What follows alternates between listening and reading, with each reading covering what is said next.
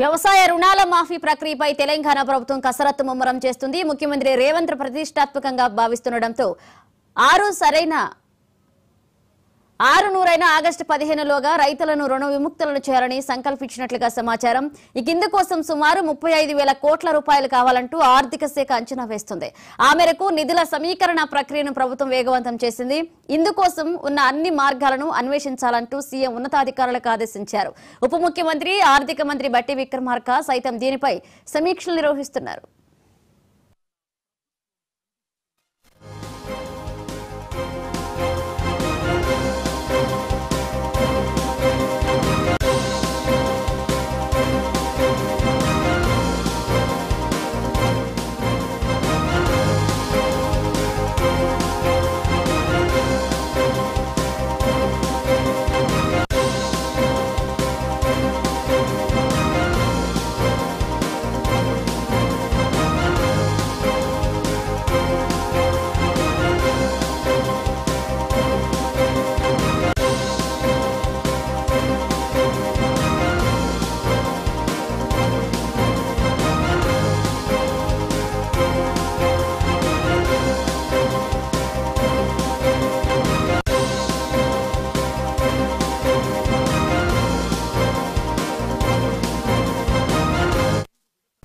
వ్యవసాయ రుణాల మాఫీ ప్రక్రియపై తెలంగాణ ప్రభుత్వం కసరత్తు ముమ్మరం చేస్తుంది. ముఖ్యమంత్రి రేవంత్ ప్రతిష్టాత్మకంగా భావిస్తుండటంతో 6 ఆగస్టు 15లోగా రైతులను రుణ విముక్తులను చేయాలని సంకల్పించినట్లుగా సమాచారం. ఇందుకోసం సుమారు 35,000 కోట్ల రూపాయలు కావాలంటూ ఆర్థిక శాఖ అంచనా వేస్తుంది. ఆ మేరకు నిధుల సమీకరణ ప్రక్రియను ప్రభుత్వం వేగవంతం చేసింది. ఇందుకోసం ఉన్న అన్ని మార్గాలను అన్వేషించాలంటూ సీఎం ఉన్నతాధికారులను ఆదేశించారు. ఉప ముఖ్యమంత్రి అలాగే ఆర్థిక మంత్రి బట్టి విక్రమార్క సైతం దీనిపై సమీక్షలు నిర్వహిస్తున్నారు. ఇదే అంశానికి సంబంధించి మరిన్ని అప్డేట్స్ మా తెలంగాణ బ్యూరో చీఫ్ సుధాకర్ అందిస్తారు. సుధాకర్, మనిషా, తెలంగాణ రాష్ట్రంలోని కాంగ్రెస్ ప్రభుత్వం రైతుల పట్ల చిత్తశుద్ధిగా ఉందని నిరూపించుకోవడం కోసం ఏకకాలంలో రుణమాఫీ చేసేందుకు అన్ని చర్యలు చేపడుతుంది. ఇప్పటికే రుణమాఫీ చేసేందుకు కావాల్సిన 35,000 కోట్ల రూపాయల నిధుల సమీకరణ పైన అనేక దఫాలుగా చర్చలు, అదేవిధంగా సమావేశాలు జరిగాయి. నిధుల సమీకరణకు కావాల్సిన మార్గాలన్నింటినీ తెలంగాణ ప్రభుత్వం అన్వేషిస్తుంది. ఎట్ ది సేమ్ టైం రైతులకు ఏకకాలంలో 2 లక్షల రూపాయల రుణమాఫీని చేయడం కోసం ఎలా చేయాలి ఏంటి అనే దానిపైన విధి విధానాలను ఖరారు చేసేందుకు మంత్రివర్గ ఉపసంఘం లేకుంటే మంత్రివర్గం చర్చించి ఒక నిర్ణయం తీసుకుంటున్నట్లుగా తెలుస్తుంది. ముఖ్యంగా చూసినట్లయితే 2018 డిసెంబర్ 12వ తేదీ నుండి, అదేవిధంగా 2023 డిసెంబర్ 9వ తేదీ వరకు రైతులు ఎవరైతే రుణాలు తీసుకున్నారో బ్యాంకుల నుండి ఈ మధ్య కాలంలో రుణాలు తీసుకున్న వారందరికీ కూడా ఏకకాలంలో 2 లక్షల రూపాయల రుణమాఫీ చేయాలని తెలంగాణ రాష్ట్ర ప్రభుత్వం భావిస్తుంది. అదేవిధంగా రుణమాఫీ కోసం లబ్ధిదారులను గుర్తించేందుకు పట్టాదారు పాస్ పుస్తకాలు, ఆధార్ కార్డు, రేషన్ కార్డు ఈ మూడింటిని కూడా రైతుల వద్ద సేకరించి వీరు అర్హులా కాదా, రుణమాఫీ చేసేందుకు వీరికి అన్ని అర్హతలు ఉన్నాయా లేదా అది కూడా సమీక్షిస్తారు.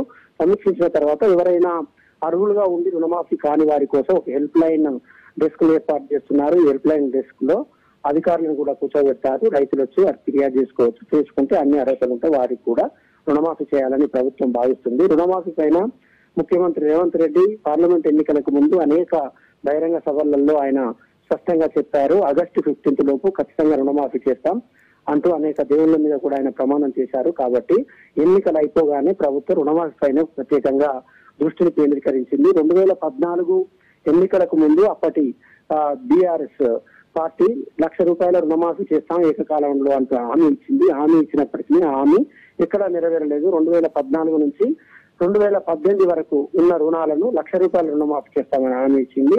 ఇచ్చి సంవత్సరానికి 25,000 రూపాయల చొప్పున రుణమాఫీ చేసుకుంటూ పోయింది. కానీ రైతులందరికీ ఆ రుణమాఫీ అందలేదు. అందకపోవడంతో గత ప్రభుత్వం మిగిల్చిన 8,500 కోట్ల రూపాయల రుణమాఫీలు కూడా ఇప్పుడు కాంగ్రెస్ పార్టీ భరించాల్సి వస్తుంది. కాబట్టి కాంగ్రెస్ పార్టీ మీద గత ప్రభుత్వం చేయని రుణమాఫీ కూడా పడుతుందని చెప్పొచ్చు. ఆర్థిక భారం 8,500 కోట్ల ఆర్థిక భారం అధికంగా పడుతుంది. అయినప్పటికీ కూడా రైతులకి న్యాయం జరగాలి, రైతులకు లబ్ధి జరగాలనే ఉద్దేశంతో 35,000 కోట్ల రుణమాఫీని ఏకకాలంలో చేసేందుకు తెలంగాణ ప్రభుత్వం సన్నద్ధమవుతుంది. అందుకు అనుగుణంగా విధి విధానాలను కూడా సూత్రప్రాయంగా నిర్ణయించింది. అదేవిధంగా రుణమాఫీకి సంబంధించి కేంద్ర ప్రభుత్వం కిసాన్ నిధి ఏదైతుందో రైతులకు కిసాన్ నిధి ఏదైతే వేస్తున్నారో వాటి ప్రామాణికంగా చేస్తే ఎలా ఉంటుందని కూడా ఆలోచిస్తుంది.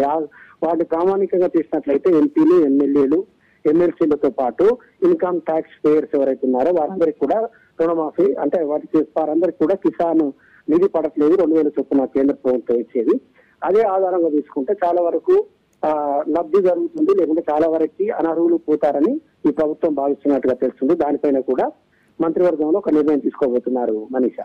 అలాగే సుధాకర్, పలు ప్రతిపాదనలు కూడా ప్రభుత్వం సిద్ధం చేసినట్లు తెలుస్తుంది. భూమి పాస్బుక్ అలాగే రేషన్ కార్డు ఉన్న వాళ్ళకి మాత్రమే రుణమాఫీ వర్తిస్తున్నట్లు కూడా సమాచారం అంటుంది. దీనికి సంబంధించిన అప్డేట్ ఏంటి? సూత్రప్రాయంగా ఈ ప్రభుత్వం కొన్ని నిర్ణయాలు తీసుకుంది. దానిపైన చర్చలు జరుగుతున్నాయి. మొదటగా రుణమాఫీ కావాల్సిన నిధుల సమీకరణ ఎలా అనే దానిపైన దృష్టి పెట్టింది. నిధుల సమీకరణ కోసం కొన్ని నిర్ణయాలకు వచ్చింది. అందులో కొన్ని భూములు బ్యాంకులకి తనఖా పెట్టడం, లేదంటే భూముల విక్రయాలు చేయడం, ఇలాంటి అనేక అంశాలను పరిశీలించింది. రుణమాఫీ కావాల్సిన నిధుల సమీకరణ తర్వాత రైతులకు ఏకకాలంలో 2 లక్షల రుణమాఫీ చేయడం కోసం కావాల్సిన విధి విధానాలను తయారు చేస్తున్నారు అధికారులు. వీటిపైన కూడా సూత్రప్రాయ అంగీకారానికి వచ్చినట్టుగా తెలుస్తుంది. దాన్ని కేబినెట్ భేటీలో అప్రూవల్ చేస్తారు. చేసిన తర్వాత రుణమాఫీ కావాల్సినవన్నీ అందుబాటులోకి వచ్చేస్తాయి. రైతులకు సంబంధించిన పట్టేదారు పాస్ పుస్తకం, ఆధార్ కార్డు, అదేవిధంగా రేషన్ కార్డు, ఈ 3 ప్రామాణికంగా తీసుకొని ఆ రైతులను గుర్తించి 2018 డిసెంబర్ 12వ తేదీ నుంచి 2023 డిసెంబర్ 9వ తేదీ రేపు ఈ తేదీలోపు రుణాలు బ్యాంకుల నుండి 2 లక్షల వరకు రుణాలు తీసుకున్న వారందరి రైతుల రుణమాఫీ చేసేందుకు ప్రభుత్వం సన్నద్ధమవుతుంది. Manish. Right, thank you Sudhakar.